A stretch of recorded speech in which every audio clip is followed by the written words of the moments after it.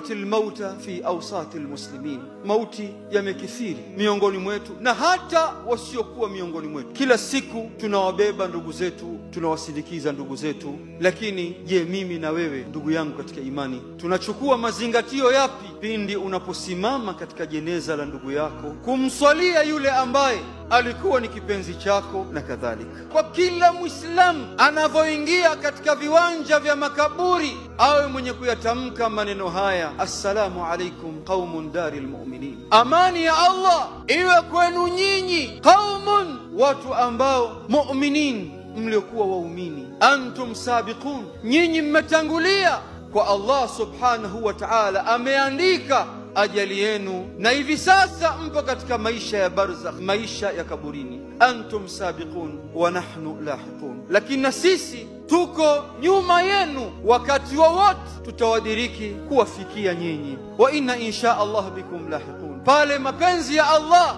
kwa yule anayetaka awafate wa mwanzo, basi huyo atakuwa mwenye kuwafata. Janaza talwil janaza, jeneza linafatisha jeneza.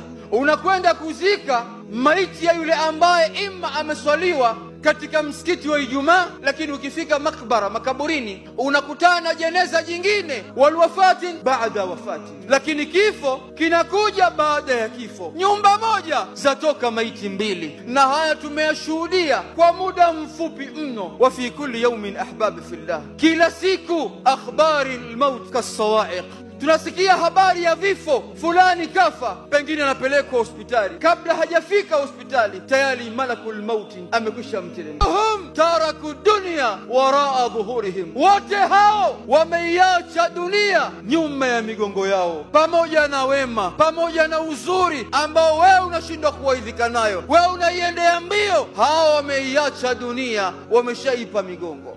Kalla, si hivyo. Idha balaghat at-taraq, nafsi ya mmoja wetu itakapofika katika mitulinga ya mabega, yataka kutoka kwenye koo hapo, waqila man raq, kila mmoja anasema nani specialist aliyekuwa bora katika hali hii, nani hapa daktari bingwa, je tumfanyeje hapa katika hali, na tamponya katika hali hii, katika mtihani huu. Lakini wakati nyinyi mnaambizana wa dhanna annahu al-firaq, yeye anayakini kwamba nyinyi mnachozungumza chote tofauti na yeye alivyo. Yeye sasa hivi anayakini anaelekea kwa Mola wake. Hakuna wakati mgumu.